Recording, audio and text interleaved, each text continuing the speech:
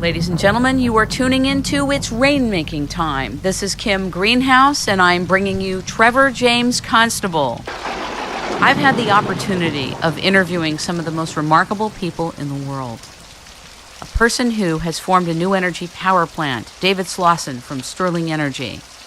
Joe Longo from StarTech, who has formed a waste elimination technological company which eliminates chemical weapons and uranium, puts it into a plasma converter, destroys it at a molecular level, renders it inert, and converts it to a usable utility. Sound out of the box? It's out of this world. But you know what? What they've been doing is very real and very needed by humankind. And so is the work of Trevor James Constable. The man you're about to be introduced to is a weather engineer. He is also the author of 12 books, 4 on aviation. He has the ability, not only the life experience of having been influenced by the work of Wilhelm Reich and Rudolf Steiner, he has the ability to literally make it rain. Not only does he literally make it rain, he has the ability to get rid of smog and to eliminate it. And he also has a lot to say about hurricanes.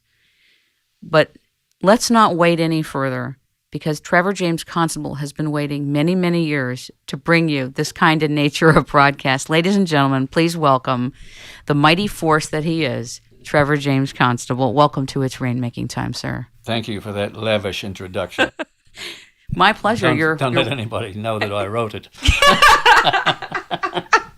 Well, you know, you really deserve a lavish introduction, and you have something that is very needed by a great part of humanity. Not only are many of us familiar with the fact that there are droughts throughout the world and countries that are outside of the United States of America, but millions upon millions of people don't have access to drinking water, fresh drinking water. And let's talk about what a rainmaker is, because I got very excited about this term some years ago when I was looking for a metaphor that I could translate to the public that children could understand and adults could understand about the magic of bringing something about. Mm-hmm. And something that it would involve the spirit, and it involves skill, and it involves a love of bringing something in.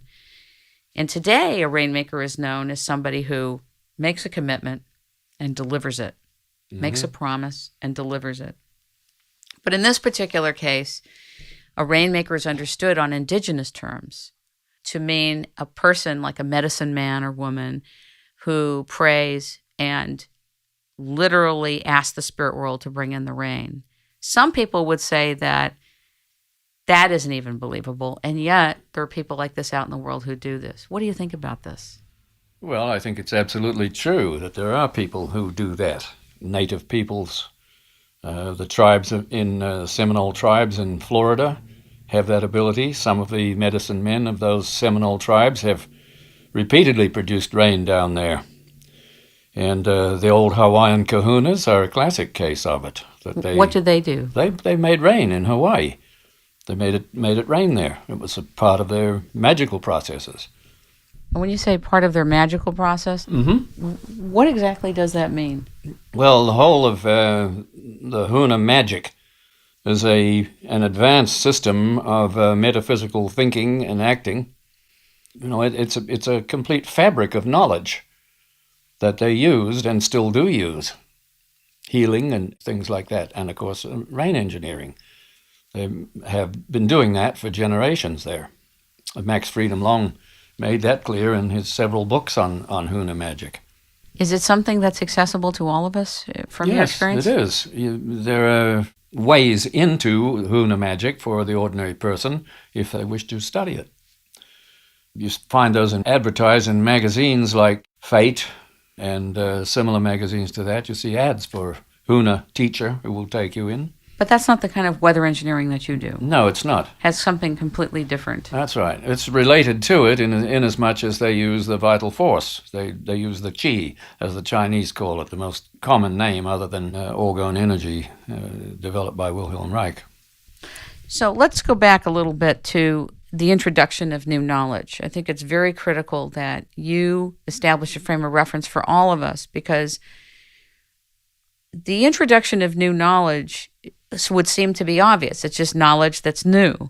But that's not the kind of new knowledge that you're introducing. No, not at all. Talk about that for us. Well, new knowledge in the sense that I mean it, which is with a capital N and a capital K, is a complete effort to reach into the spiritual world for certain principles and understanding of the way that the physical world works. The physical world is not just a dead, inert pan. It is irradiated by energies that we know nothing about.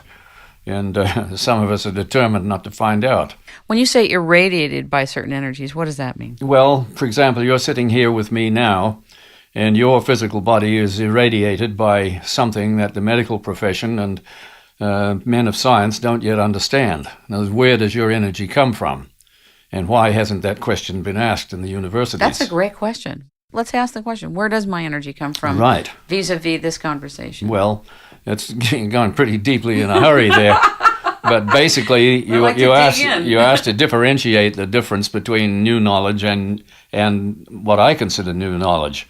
What I consider new knowledge is the knowledge of how your organism is impelled to go across the room and down the street and to go through all the processes of living. That's what I call new knowledge, and I'm afraid our smartest people know very little about it. How does the new knowledge manifest itself in terms of your work? The new knowledge manifests itself in the particular devices that I have designed and developed through the years. And it does not really relate to anything of the old knowledge, and that's one of the reasons why it has had such a difficult birth, is that it's radically different. Radically different. So right now, the introduction of new knowledge has to do with introducing a new spiritual dimension then. Mm-hmm. Is Yes, that the does. key That's to right. your That's right. definition of new knowledge? Right. Okay. And in this context, it's not just introducing, quote, a new thing, but a new principle, which becomes the filter for a new universe of understanding. That's right. Is that correct? That is correct. Okay. That's exactly right. All right. So in that context, your work has been highly influenced by Wilhelm Reich, Mm-hmm. by Rudolf Steiner, and so much so that you worked for, a year in consultation with Wilhelm Reich's daughter, Eva? Yes. Who was a medical doctor. Talk to me about your studies with her, your Well, conversations I with met her through Dr. Ruth B. Drown, the late Dr. Ruth B. Drown, who was another very decisive influence on me. And Dr. Eva Reich, had a problem with an internal hemorrhage, which she was not able to arrest. It was a constant blood leak that was very difficult to deal with, and she was persuaded to get in touch with Ruth Drown, who at that time was operating a laboratory in Hollywood. And Ruth Drown, with her technology, was able to just arrest that immediately from Los Angeles, and Eva was back in Maine. When you say arrest that immediately, meaning what? Meaning she stopped the bleeding from out here without any intervening With nothing. instruments? With instruments. Was right. it through a kind of prayer and meditation? Was No, it no, through nothing like technical? that. No, anything no. technical? Technical, absolutely. It was an instrument that was used for it, called a hemorrhage control unit.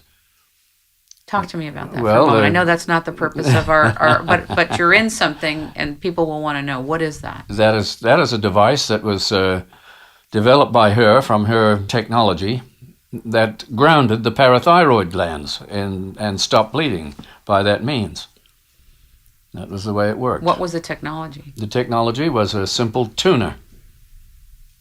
Like a simple, radio tuner? Like a radio tuner, really. Very similar to a radio tuner, but much simpler.